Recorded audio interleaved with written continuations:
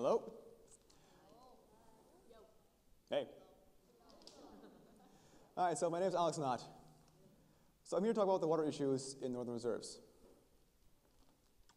Now, would you believe me that the average Canadian uses around 350 liters a day?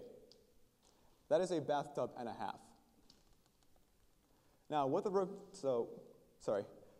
UN recommends for every person on the planet is 50 liters a day. So there's a bit of a stark contrast already. Now, for the average, what the residents of the reserves use is 10 liters. That is less than a toilet flush. Now, what's it like the northern reserves are kind of different. It's remote, winters are cold, and yeah, different. So the residents have between 40 or 60% of homes with running water, while the rest have no water at all. So have to use either the lake, a well, or a neighbor. So with no pipes or running water, that comes along with some other problems too, like health concerns, such as skin rashes, bug diseases, diarrhea, all the fun stuff.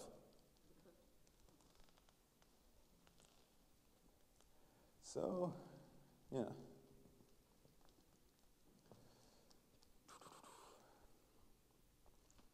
So I'll tell you my story in St. Teresa Point. That's where my dad's side of the family is. So St. Teresa Point is roughly 700 kilometers northeast of Winnipeg. And it's so remote that not even Google can tell you where to go. So the only way to go is either by plane or winter road. And I highly recommend don't use the winter road. It'll take you 2 days. So in 2010, I believe, I went to St. Teresa for a kind of a bit of an anniversary after my Grisham's death. After my Grisham's funeral, my grandfather. Now, my grandfather was a counselor, a band counselor. So his house had plumbing, a very nice house. Well, some do not. So at the time, the pump was frozen. So I had to go out the house, down the hill, break the ice, pull the pump out, thaw it out, and hope not to fall in. Along with the fact that we had to cater a whole reserve for a feast. That was hard. Now, from other family, there's my uncle, who lives no further than about 50 or 60 feet away from him. Away from the house. So, my uncle lives with himself, his wife, their children, and their grandkids. So you understand how crowded the house is. And also along with the fact that the house has no plumbing at all. So what the bathroom is like is a mirror. Below the mirror is a bowl. A bowl filled with leftover soap water. And that's what I can say about that. That's what I can say about the beautifying part of it. Now, for the toilet is basically just a bucket with a garbage bag, and the entree of the seat is a pizza box. Thank God that room has a window too. So, if you want to get rid of the sewage, you gotta take the bucket out of the house, or go up the hill, or go to a makeshift dump, and dump it there, go back inside, and there it goes.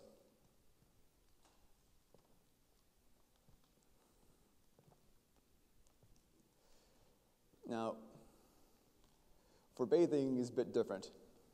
Instead of using showers or a bathtub, use a sponge. So imagine using the same water that you wash your hands with to bathe yourself. First, you're going to start with the children to bathe first, then to other children, then to the adults, and yeah, it's a good way to make rashes and all the other disease, as I said before. So what have we tried here to fix a problem? So what we try to do is the Indian Act. The Indian Act contains of the band, legislative, and the federal. So what that act did is to cut the legislative off straight to federal. Now what the act did was it made them a bit more financially dependent.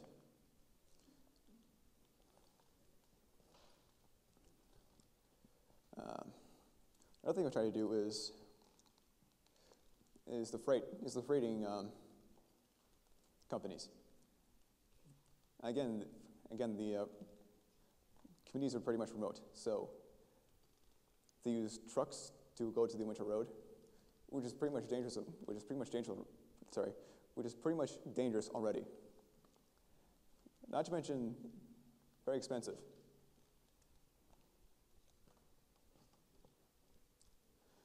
So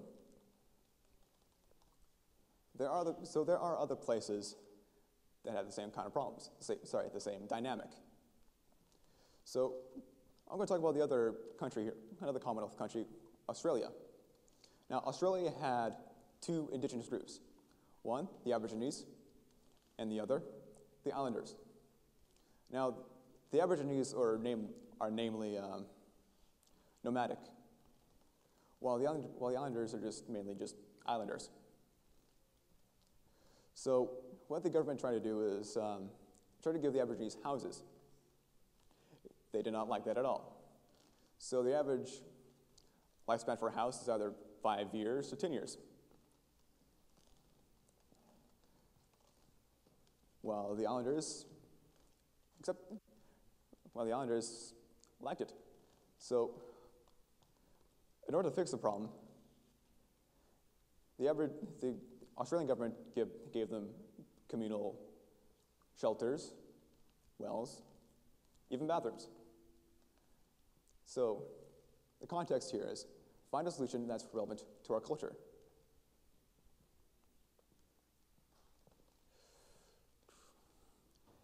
So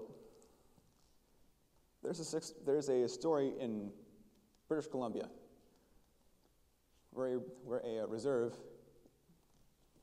where the reserve revoked its own Indian Act and made its own government. That in turn made it much more financially independent and much more recognized. But always, if it's done right, it'll be better.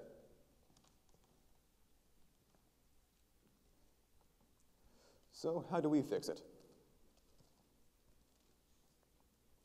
I'd say how we fix it is to reread the Indian Act. To give the band members a bit more support. And also to build a road. Now people are saying, the road's too expensive, So the roads itself will give ourselves much more better things, such as cheaper resources and better services.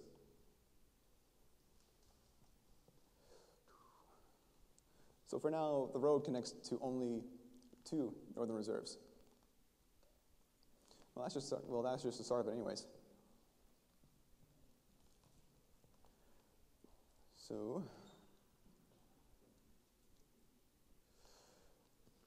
oh yes, another thing. The water treatment plants. Now there are water treatment plants in the reserves, but no pipes leading to homes. That's another thing we should fix.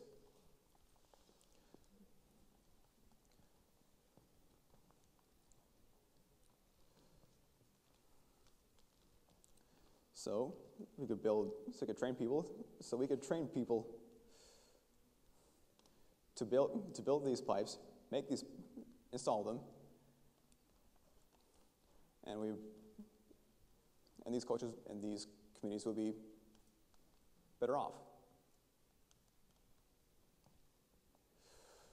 So why do we need to do it? We need to do it because these people in our backyard are Canadian as well. They live in third world conditions in a first world country. That's sad.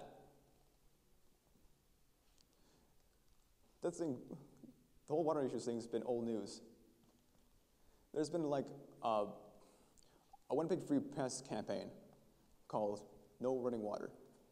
That campaign is at least 5 or 3 years old.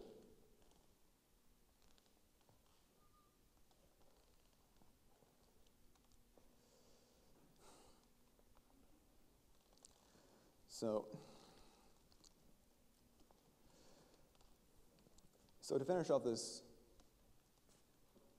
talk here, I'll do a hoop dance.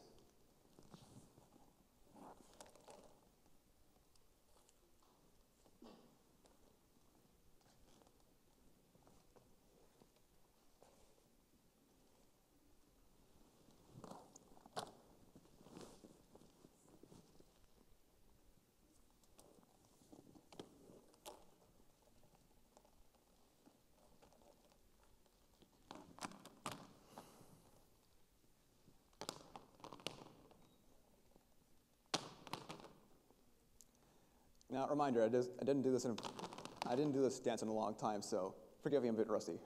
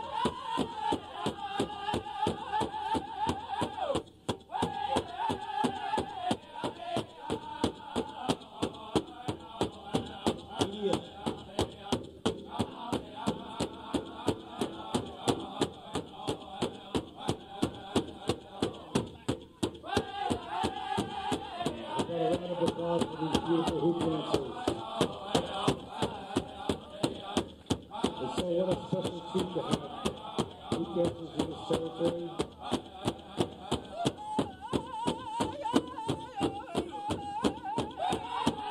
This generation and next generation.